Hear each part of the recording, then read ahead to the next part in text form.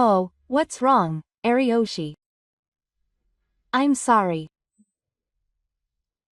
I had an accident this morning. I was rushed to the hospital and am now in the hospital. The doctor said I need to rest for a while. For a moment, the other end of the phone was quiet. After a short silence, I heard the unexpected words. I'm relieved. Stay in the hospital for the rest of your life. It's quiet while you're away, so that's a relief. Don't worry, get some rest. No, I'll just keep driving.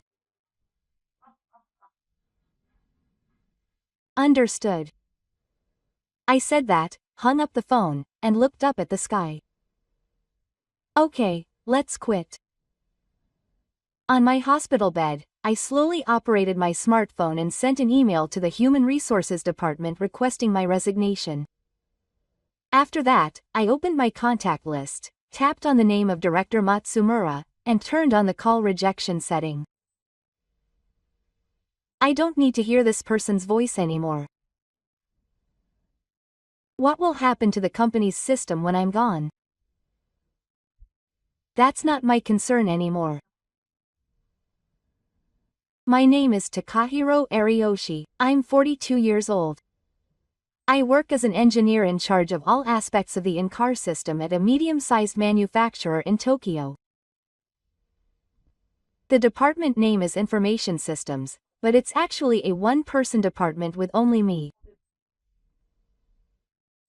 I am responsible for everything from building and managing the in-car network, to monitoring the servers that maintain and operate business applications, to setting up computers and dealing with paper jams in printers. We have about 200 employees. It's no exaggeration to say that I support everyone's IT, but it's not a very noticeable job. Of course, it doesn't directly contribute to sales. But it's the system infrastructure that I manage that supports the company's fundamental transformation. The only people who don't understand this are the upper management and that manager, Matsumura. My job is to deal with problems before they occur. By the time a problem is visible, someone is already in trouble. That's why I stay quiet and get ahead of it. If work is running unnoticed, that's the ideal situation. I don't intend to stand out or be evaluated. It's just that when I slack off, someone's work stops. I just didn't want that to happen. It's a heavy job to carry alone, but I have the confidence that I know the company's system better than anyone else in the car. I don't say much, but I'm proud. I've always supported it in my own way. But even I had a boss that I just couldn't get along with. His name was Takashi Matsumura. He is a full-time employee from the sales department and is currently the manager of the management headquarters. He is about 10 years older than me. He is well known in the car, but from my point of view, he is one of the people I want to keep my distance from the most. Manager Matsumura hates people who are better at their jobs than him. The young people these days only talk about logic and don't move.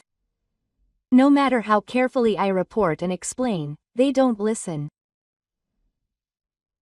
One day, we had to temporarily suspend the system due to a server update. I had prepared an explanatory document in advance and issued a notice in advance. But as expected, Ariyoshi, are you going to stop the system again? Yes. This time we needed to install a security patch. Ah. Isn't it the true professional's job to do that without us noticing? I was speechless for a moment. I was supposed to have explained the limitations and risks of working at night. But it seems that in his mind, keeping quiet is the right thing to do. Another day, when a printing problem temporarily disabled the sales department's computers, I had just started responding early in the morning and had just finished restoring them. Hey, Take a look at me too. You're probably bored anyway. We deal with them in order. There's nothing wrong with Director Matsumura's computer. Just come and see for yourself. I don't understand if they use technical terms. Difficult words. I hate them. If they try to explain technical things, they're too argumentative. If they work quietly, I don't know what they're doing. In the end, I don't like it no matter what.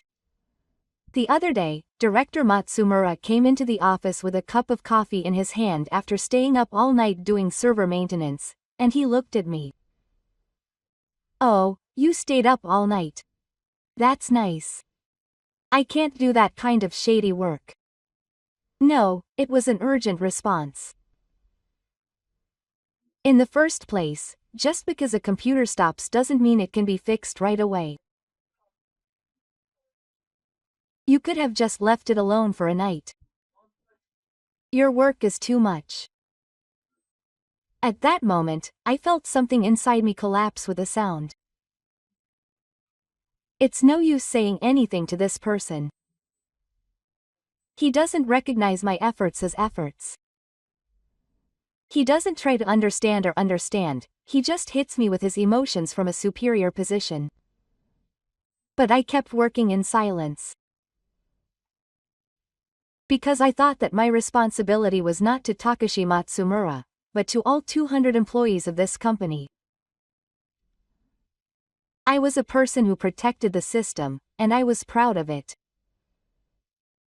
One morning, I left my house and walked to the station as usual. It was spring, and the morning air was a little cold, but the gentle sunlight was still shining in. The traffic light at the intersection turned red, and I stopped in front of the crosswalk. It was at that moment.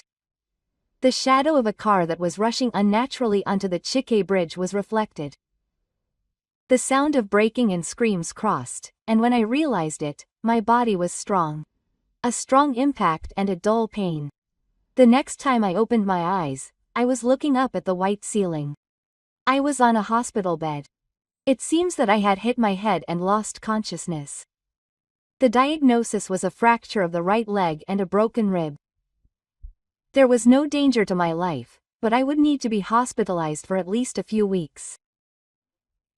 First of all, I had to contact the company, and while looking down at the center of my nemesis, I reached for my smartphone on my pillow. I wanted to avoid causing trouble at work. There must have been a lot of important work, such as the schedule for recovery work. There are many cases that can't be handled without me. I asked for his contact information and tapped the number of my boss, Director Matsumura.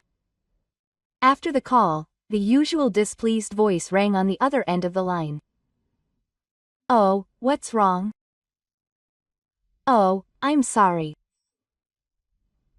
I had an accident this morning and was rushed to the hospital and am now in the hospital. The doctor said I need to rest for a while. For a moment, the other end of the phone was quiet. After a short silence, the words I never expected came back. I'm relieved. Stay in the hospital for the rest of your life. I couldn't believe my ears. You've been on edge a lot lately.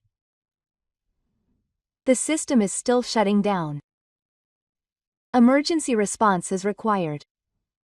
I thought you were going to say something like that. Matsumura continued in a tone that sounded as if Kata no had given up. Just hearing that kind of talk is tiring for me. I don't know anything about IT. I can rest in peace while you're away. Don't worry about it and take it easy. No, Iroha just stayed there. The laughter lingered in my ears for a while. I couldn't move for a while, staring at the smartphone in my hand.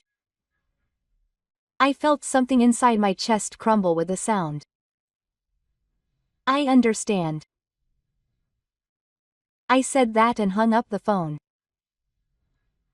Okay, let's quit.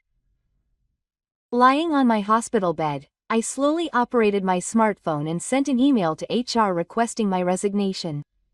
I had no hesitation.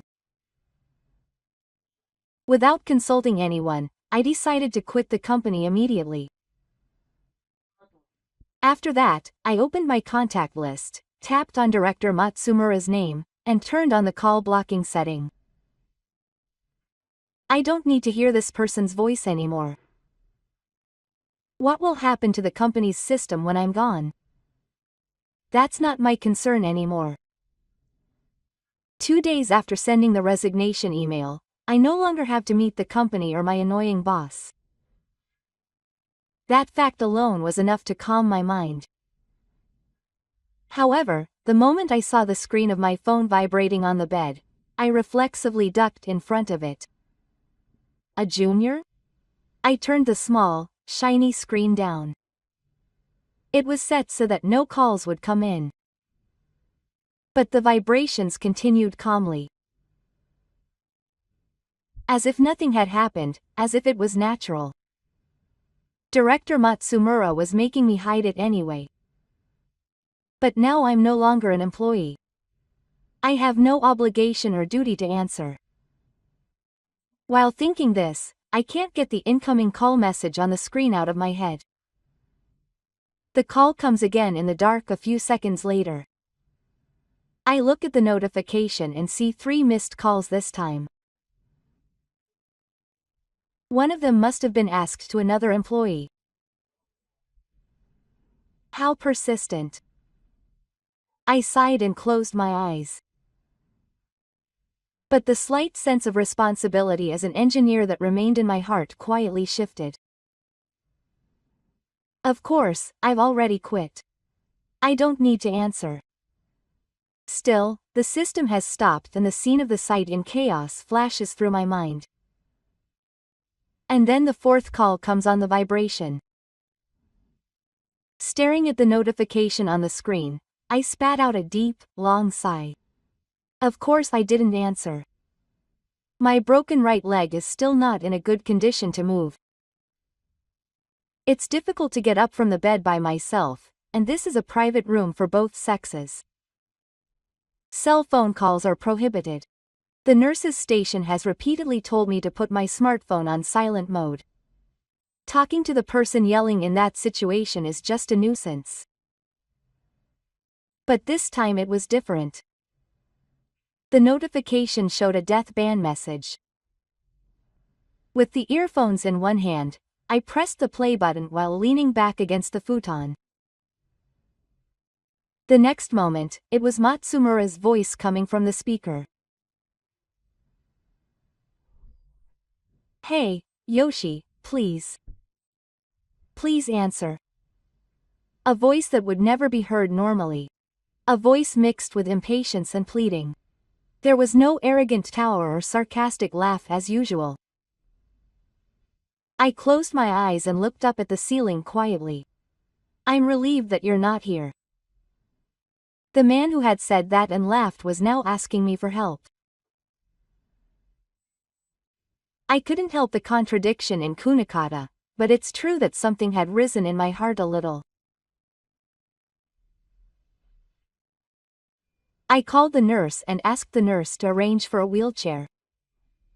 I slowly got up while being supported, and moved to a corner of the lobby, which was the area for both male and female callers, still holding my smartphone. Perhaps because of the time of day, there were hardly any people around. The sun was shining in through the glass waste facing the outside, and only the sound of the air conditioning was quietly echoing. I picked up my smartphone and was about to tap the number that had called earlier. The phone rang again. I had a bad feeling, but the caller was of course Director Matsumura. Yes, this is Ariyoshi. Please don't call me so many times. I took a deep breath while holding my smartphone to my ear. The voice I thought I would never speak to again after I left the company rang in my ear. Hey, Ariyoshi, the company is in a big way now. Wi-Fi doesn't work, the projector doesn't work, the reservation system doesn't work either. Anyway, it's only you who can do anything. Please do something about it.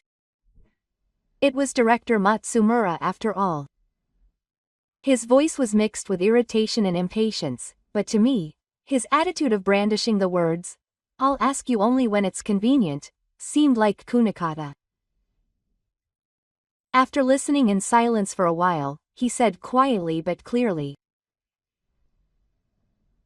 "Director Matsumura, we have notified you in advance of all of this matter 3 business days in advance. Regarding the maintenance of the network and conference room equipment projects, we have notified you today from 9 o'clock to 11 o'clock in the load, in-car email, and bulletin board. Are you saying that you didn't check it?"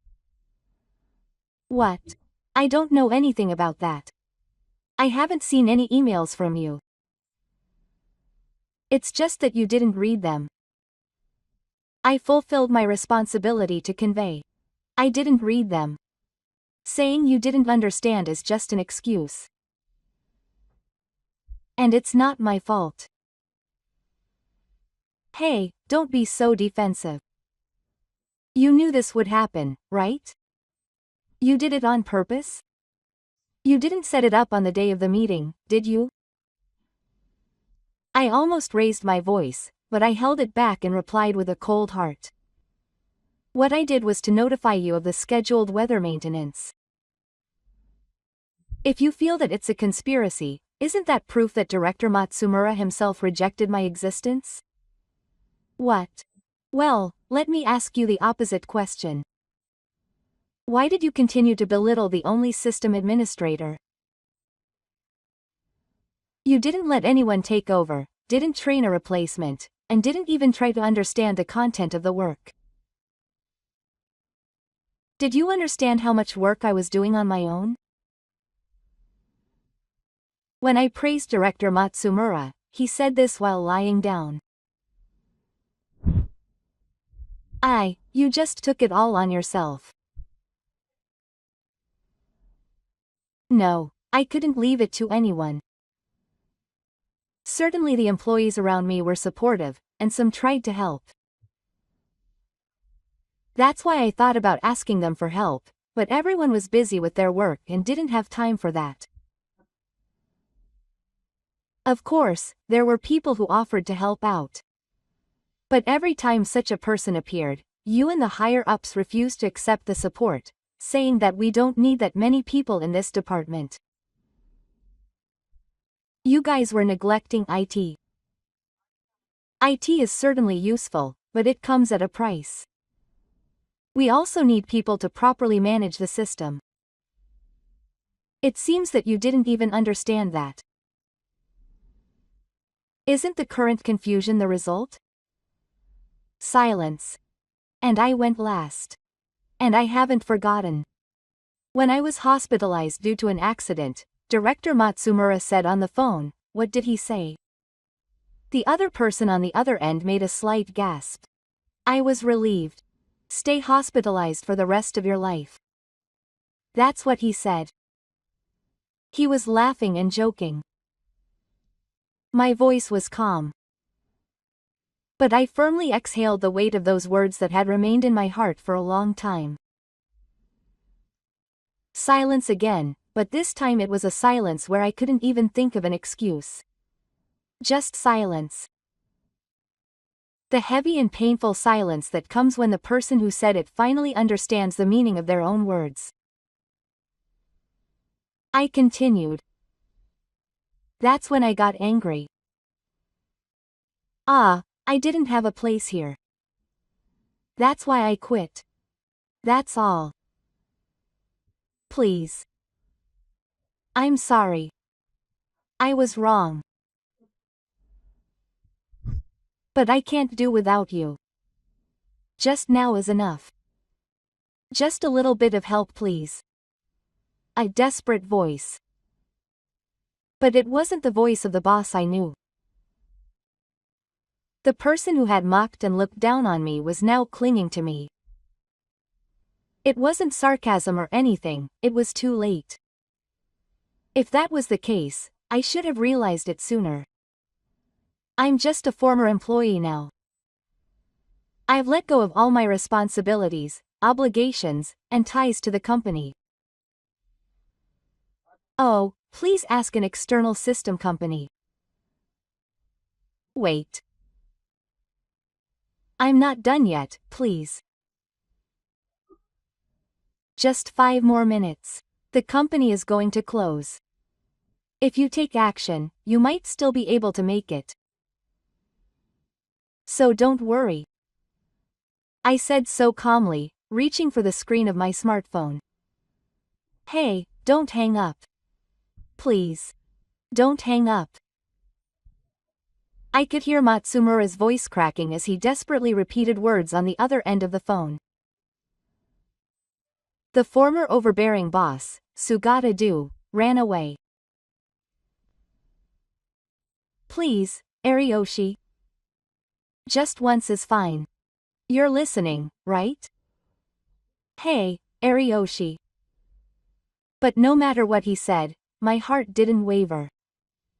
I gently tapped the end call button on the screen with my fingertips. The moment I hung up the phone with my fingertips, the smartphone screen slowly settled down. The vibrations in my hand stopped, and the persistent calls finally went quiet. I took a deep breath while looking up at the ceiling in my hospital bed. It's finally over. I muttered to myself. I'm not going back. No matter who calls me, no matter who asks me, I'll never go back to that workplace again. After hanging up the phone, I quietly put my smartphone down. It didn't vibrate anymore. Who cares about the workplace that I left my hands? Thinking that, I closed my eyes. But at that time, the confusion in the conference room had reached its peak. I heard about it later from my junior, but the Wi-Fi was silent, the projector was not working, and the reservation system was down. No one could access the presentation materials and the meeting was completely stalled. Is this still not fixed? What on earth is going on? Surely it won't be cancelled like this. Shiga and the others' irritation was not hidden. Meanwhile, Director Matsumura was standing there with a pale face, holding his smartphone after hanging up the phone. We contacted an outside company. They should be there soon. Hearing this, one of the senior contract members stood up with a grim expression. Right. It seemed that they were suspicious of my absence and asked what had happened to Ariyoshi-kun. When Director Matsumura reluctantly told them that I had quit, Shiga and the others started asking for details, such as quitting. Why at this timing? Who was the replacement? Right. When it was revealed that there was no replacement for me and the handover had not been properly done, they were furious. How did this happen? There was no report or consultation here. Apparently, angry voices were flying one after another at Director Matsumura, asking if there was any system in place for the person who was supporting the in-car infrastructure alone to leave. After that, Director Matsumura was asked by the beasts if he treated his subordinates well. If he looked after them, and in the end, he was told that it was his responsibility. When I heard this story, I honestly could only think that he got what he deserved. But I didn't intend to end it there. Director Matsumura was probably scolded by the drug, but it would be a waste to stop here. I didn't choose to end it by just quietly turning my back. I wasn't moved by emotion. I had gone beyond anger and resentment. Still, I needed to make them understand how much I had supported this company's system, how much I had been looked down upon, and how precarious it was. What would be cut if I was gone? I prepared one last move to calmly confront him with that reality as a fact. One day, before I was hospitalized, while pretending to do my work calmly as usual, I quietly put my finger on the number inside the system. All the in-car inter-machine systems, file servers, cloud storage, business applications, network devices, routers, email, and terminal management tools. I set up a program to reset all of those passwords at exactly 9 a.m. on a specified day. Why did I create such a program? It was because I wanted to get revenge on my manager in an emergency. I like this job and have no complaints. Many of my colleagues are very helpful to me, and they are very important to me. However, I didn't like the way my manager and upper management responded. I created it to make it difficult for them if my manager says something that I can't forgive in the future. It will cause some trouble for my important colleagues, but I don't think there will ever be a day when I actually use it. I created it with that in mind, but I never thought that the day I would actually use it would actually come. I set the time for this program to start at 9 o'clock tomorrow. This program can be set from a smartphone in case of an emergency. When it is activated, all employees' access will be blocked. I set it from within the hospital's communication area. I thought it was a bit excessive, but honestly, this can be said to be a legitimate business process. Delete the authority of those who have left the company and update the password to maintain security. It's necessary to maintain security. I just carried it out as part of my job. Moreover, all the new passwords were written down and handed over to the heads of each department in writing. I wouldn't cause much trouble. In addition, I posted a notice on the in-car portal to notify them of the password update, sent an email to all employees, and left a document. I did everything that was necessary. Whether they read it or not, whether they take action or not, that's the responsibility of the recipient. I'll finally understand now. That's what I thought. I later heard this story from a junior colleague who was also at the site, and apparently the moment it hit 9 a.m., something strange started happening in the car, as expected. What? I can't log in. Is the password wrong? No, it's not.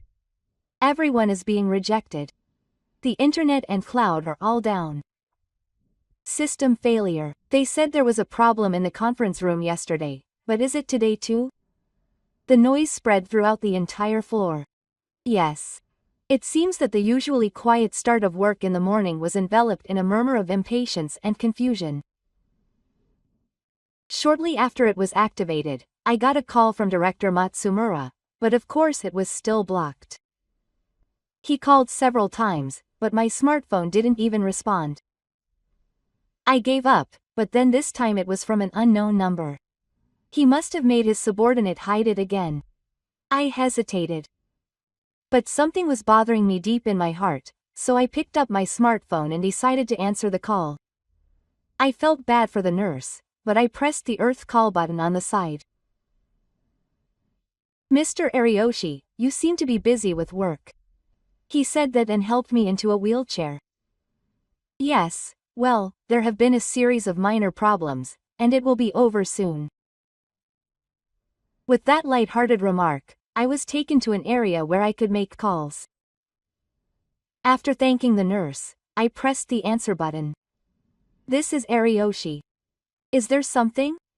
His voice naturally became lower. The moment he answered, he already knew who it was and what he wanted. Oh, is it Mr. Ariyoshi? He finally answered. This is Takahashi from the General Affairs Department. It was a young voice that sounded a little flustered. Director Matsumura said he really wanted to take over, so can I take over? I took a small breath and answered. Oh, please. I got used to it in a few seconds. But I hadn't heard it for a long time. That voice rang out. Hey, Ashi, what are you doing? All the passwords are out of order. No one can log in. What did you set up this time? I knew it, but I ducked forward at the tone of his voice. I sighed deeply once and spoke quietly. The expected reaction. Thank you, Director Matsumura. This is a regular security update. With your retirement, we have reset the passwords for all systems, and the new passwords have been handed over by case. We have also posted notifications on the in-car email and portal. I have notified you all in advance, but I don't know anything about that. No one is watching. Tell me the password sooner. He raised the volume of his voice, but I replied calmly without changing the color of my voice. It's your fault for not seeing it. My job is to notify you. It's your problem whether you read it or not. Information is meaningless if the recipient does not utilize it. Huh? Don't shout. You did it on purpose to cause confusion, didn't you? You're too perverted. You. I tried my best to push back the emotion that was rising to my throat at those words, but I wasn't going to let it go in silence. Stop joking. You were the one who always said perverted things, weren't you? The other person's words stopped dead. He must have felt a chill down his spine as he just remembered. But I still fulfilled my responsibility to the end. I safely handed over the system and left the necessary information in writing. We have emails, portals, and logs, everything. I did everything I had to do. The rest is a problem for the organization that did it. Shut up. Now is not the time to say such things. No, now is the time to say it. I spoke forcefully. The IT that you have made fun of, the systems you have taken lightly, the world of technology that you didn't even have an interest in because you didn't understand it. But the company that was supported by such technology is now at a standstill. This is the reality that you have been ignoring. Silence fell. A long, long silence. I could clearly see that Director Matsumura was searching for words to retort. Even if you ask me now, I'm just a former employee. I have fulfilled my responsibilities as an engineer. Please ask an external system company to handle future correspondence as you did yesterday. When I hung up the phone, the screen on my smartphone quietly returned to normal. Finally, the calm returned. This is good. The 9:30 a.m. report was immediately received by the president, and Director Matsumura was called in. I'm no longer in a position to be involved, but a former colleague of Foles's emailed me to let me know. Director Matsumura was just called into the president's office and went inside. It's a dangerous atmosphere. The president's office in our company is located not far from where the employees are. That's why when the president speaks loudly, the voices sometimes rise from the room. When Director Matsumura entered, everyone tried to keep quiet as much as possible to hear the content of the conversation. Right. The surrounding employees seemed to be stunned by the voice they heard in the midst of all this. Apparently the president was asking Director Matsumura if he had told me that he was hospitalized for the rest of his life. Apparently the president had loudly told Director Matsumura that he was being suspended. I only heard a little bit, but it seemed like the surrounding employees were all in awe. I received the call in real time from my ex-colleague. I was in my hospital room so I couldn't reply right away, but thanks to that I was able to imagine what kind of situation the company was in. That afternoon, I got a call on my smartphone.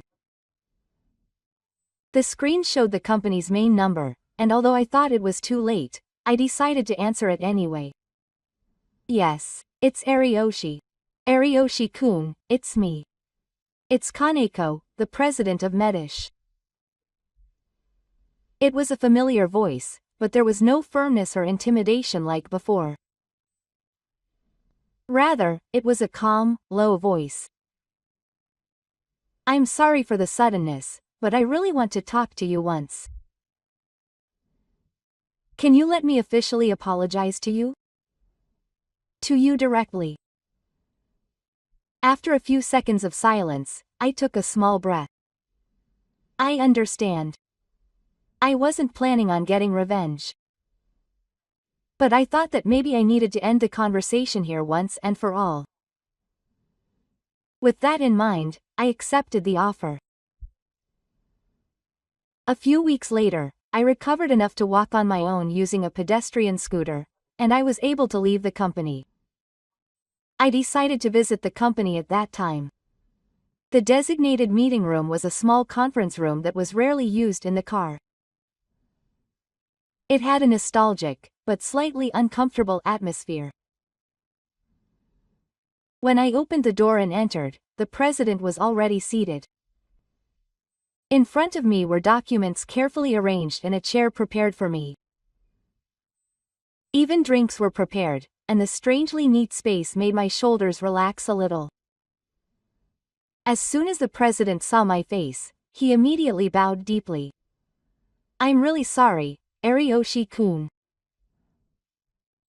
This whole mess is all my supervisory report. Director Matsumura's remarks, that attitude, the supervisory handover, and above all, I underestimated IT. I thought that the computer would do everything, and I was scared of the effort it would take to manage it. That's why I didn't give permission to increase the number of staff. I'm really sorry for making you work too hard. It's my fault for not paying attention to them. I'm truly sorry for sending you off in such a way. The president's words were somewhat heavy. But there was a sincere tone. I could tell that he was acknowledging each and every one of his mistakes. His words were genuine. To be honest, I was surprised. I didn't think the president would bow so openly. I don't care. I answered briefly. I just did what I had to do. I'm really sorry and don't know what to say. I wanted to apologize not only from me but also from the company today. Matsumura wasn't the only one who had been making you suffer. I thought we were also responsible. As the president said this, he called the executives to the meeting room. All of the executives, would you like to come to meeting room C about the matter in question? Yes, it's about Ariyoshi-kun. A few minutes later, there was a knock on the door to the meeting room. The people who came in were the General Affairs Manager, the Human Resources Manager, the Accounting Executive, and the General Affairs Manager. All of these were executives who I had met when I was still with the company. When I tried to stand up without thinking, the president stopped me with his hand. You don't have to stay seated. There's no need for you to move. The first to speak was Takemu. He took a step forward in front of me with a gentle look on his face. I'm really sorry, Ariyoshi-kun. We thought we understood the situation on the ground, but in reality we didn't know much. The IT department is not directly related to sales. We just assumed that. That was how much of a lack of understanding we had. This incident made me realize that the next person to speak was the head of the Human Resources Department. We had received several reports about your working conditions, but we found out because you said it was okay. We should have intervened as an organization. I deeply apologize for not fulfilling my responsibility. The accounting executive bowed his head with a stern expression. We have rejected proposals to increase staff many times, citing lack of budget. But that was nothing more than giving up on the effort to understand. We only saw the cries of the field as a cost. I'm sorry. Finally, the General Affairs Manager spoke apologetically. The truth is, since Ariyoshi-kun left, our department has been flooded with inquiries. But no one could handle them. It was then that I finally understood that you had done it all by yourself. There was no one to replace you. I realized it too late. I'm so sorry. Everyone bowed deeply. There was no lie. There was no hierarchy in this room. There were only honest feelings of remorse. I watched them quietly. I didn't feel satisfied or forgiven after receiving an apology. I just felt that my feelings had finally been conveyed and slowly seeped into my heart. That was enough for me. After Toriyoshi and the others finished apologizing, the silence returned to the conference room. The president suddenly spoke, as if to cut through the atmosphere. There was supposed to be one more person here today. The president glanced toward the door, then turned back to me with an apologetic look. In fact, I had told Matsumura to attend as well. However, he contacted me this morning saying that he was not feeling well and was unable to attend. Whatever the reason, I was in a position to apologize to you face to face, and I am so sorry. There was a clear sense of analgesia in the president's voice.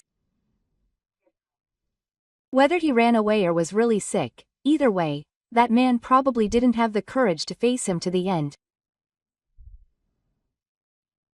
I just replied, I see. Because I no longer felt any anger or astonishment. Then, in the silence, one of the senior contract members spoke up. President, I'll be frank with you, but I don't think he needs the title of department manager anymore. Since he shows no signs of remorse, shouldn't we consider taking disciplinary action against him? No, it would be better to just take immediate action instead of considering it. If this continues, it will not be a good example in the car. One after another, the contract members began to mention Hirakaku.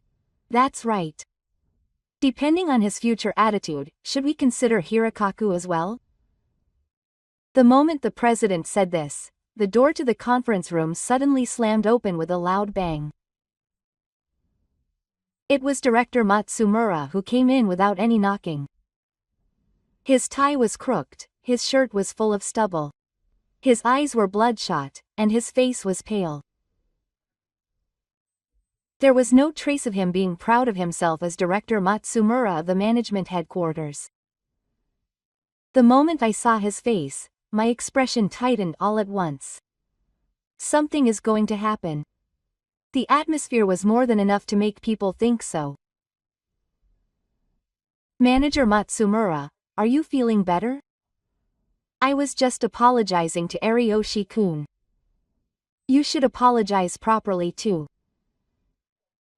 When the president urged him, Manager Matsumura snorted and said, What's this? Ariyoshi, are you trying to act like a hero now? The company has certainly become a bit chaotic since you left. But, in the end, the company is not so fragile that you alone can destroy it all. It was too obvious. All the executives were staring at Manager Matsumura in disbelief. I lowered my eyes for a moment, but I didn't accept his words. Because there was no reason to stay silent any longer. That's right. The company can't be destroyed by me alone. But it was none other than you who created the company that couldn't function just because I was gone. Manager Matsumura's expression brightened slightly. I didn't take on everything by myself. There was no one I could trust. This is the result of putting a person who says IT is troublesome and ignores it and doesn't try to understand it in a superior position. He was oblivious to what I was doing, but when there was a problem, he told me to fix it quickly. Even when I responded to him in the middle of the night, he snorted and said, "It's a computer." And yet he can't do anything himself. Such a person has no right to talk about his subordinates. Manager Mura started to say something, but I cut him off. You said it was the subordinates you raised. But now none of them care about you. I said I supported the sales department, but I can prove it with numbers. Haven't you been taking credit for your subordinates' achievements? What? I didn't quit because of the system or because of work. You were just too much. That's all. Shut up. What do you know? Then the president quietly stood up. Shut up? You don't seem to understand yet. How much damage did it cause to look down on, hurt, and abandon one employee? Ayoshi-kun was the root cause of the company. It was you who ruined it. What's wrong with Director Matsumura, President? Taka is just favoring one engineer so much. This time, the force of the whole meeting room was so strong that it shook the entire room. You don't have another chance. I was talking to the subordinates earlier. Depending on your future behavior, you will be punished. But your attitude now makes it clear. I am dismissing you as of today. You will never get back my trust or the trust of the people in the car. As for the retirement benefits, you have lost everything you had left, just as expected. Director Matsumura stood there. The blood drained from his face, and his eyes were wide open. Wait, President. Are you serious? Matsumura dragged his face and took a step or two closer to the president. Without me, the sales department would be. What will happen to the subordinates I trained? I have devoted myself to the company for many years. I made mistakes, but I can start over. President. A trembling voice. Moistened corners of the eyes, a muddy breath. He clutched the front of his suit, his knees shaking so much that they might give way at any moment. Please, just once. Let me try again. I'm fully sorry too. Arishi. No, it's true. That voice was no longer the sternness or pride of a boss. It was simply the love of a man who had lost his position, but the president didn't bow to his plea at all. How unseemly. That one word was dropped mercilessly. You should have reflected on your actions when Ariyoshi was hospitalized. The words you spoke at that time decided everything. But as long as you still think you're not to blame, there's no way to start over. Director Matsumura's shoulders slumped. His feet were unsteady, and he looked as if he was about to collapse. Still, he reached out his hands as if clinging to his last hope. But the president didn't move a single step, just looked down cheerfully. You will never regain the trust of us or your subordinates. That's the result of your own choice. The president quietly turned back to me. Ariyoshi, I'm sorry for putting you in this situation. There was no need to call former director Matsumura in the first place. It only made me feel bad. Please look forward. This is no longer the place for you to return to. I nodded slightly and bowed slowly. Then I stood up and silently opened the door to the conference room. What I heard from behind was not a tense voice, but rather a pathetic slurp that melted into the dry air. Wait. This time he turned to me. "Thank you, Ariyoshi." Director Matsumura's voice was trembling. The one who once looked down on me and laughed now had tears in his eyes, and he was holding out his hand, unsteady on his feet. "I'm sorry. It was all my fault. I didn't really understand your struggles and efforts. What I said when you were in the hospital that time was all a joke.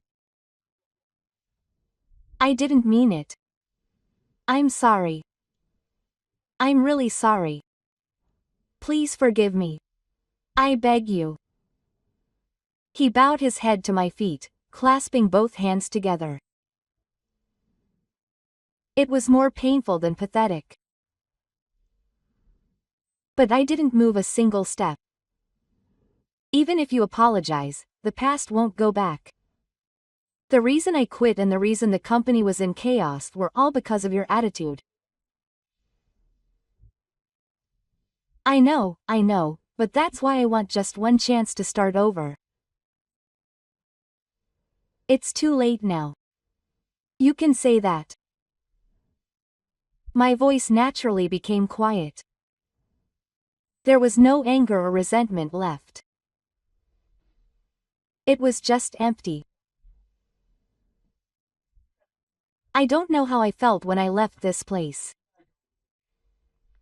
I felt relieved at that time. The words he told me to stay in the hospital for the rest of my life have stayed in my heart ever since. Those words really drove me to the edge. Director Matsumura sat down on the spot, speechless. I never pointed at him again. I opened the door to the conference room without looking back. At that moment, a squeezed voice followed me from behind. I begged him, but that voice no longer reached my back. The man who looked down at me and laughed at that time was now abandoned by everyone, collapsing in a place where no one could reach. A few weeks later, I received a call from a former colleague. He said that Director Matsumura had been officially fired. His voice sounded more like understanding than surprise. After that incident, Director Matsumura seemed to have been completely cut off from the train. The name of the incompetent manager who had forced a retiree who had stopped working for 2 days to take up all the seats spread throughout the industry along with rumors. It seems he hadn't found a new job. He showed up at the Hello Work office and submitted his resume, but he was paid in advance based on his age and title alone. Speaking of achievements, it was like he was stealing the ore of his subordinates. He had no reality of having built anything up. How did it come to this? I just did it the old-fashioned way. An employee happened to see him sitting on a park bench. He was wearing a slim suit, his tie was loose, and his shoes were scuffed. His previous attitude of presence was no longer there. But no one called out to him. No one looks back at the man who once proudly said, "Leave it to me." No one stops for him. A single employee he looked down upon. His career, reputation, and future all collapsed with a sound because of him, but it wasn't a dramatic end like a flashy fall. He didn't fall from above. He quietly moved underground without anyone noticing. Ignored and disowned. The fact that he was not remembered by anyone may have been the biggest punishment for him. I'm currently working at a small IT consulting company. There are less than 10 employees, but time flows peacefully in a company where we can see each other's faces. Mr. Ariyoshi, can you explain the logic from before again? It was very easy to understand. There are young juniors who talk to me like that, and there is an environment where my experience is treated as value. It's not that my salary is high. The treatment is also inferior in many ways compared to my previous company. Still, I feel that I am respected as a person here. It's not like those days when I continued to work, always watching someone's mood and without being unreasonably grateful. I sometimes remember the incident at that company, but it's no longer anger or resentment. It's just a passing moment that quietly sinks into the depths of my heart. I turn off my computer and take a sip of the coffee left in my cup. I'm okay now. Outside the window is a soft evening. The white walls of the office, lit by the western fire, are dyed a gentle orange. It's because of those days that once felt like hell that this ordinary everyday life now is more precious and dear than anything else. It was a small victory for me, and a sure salvation above all else.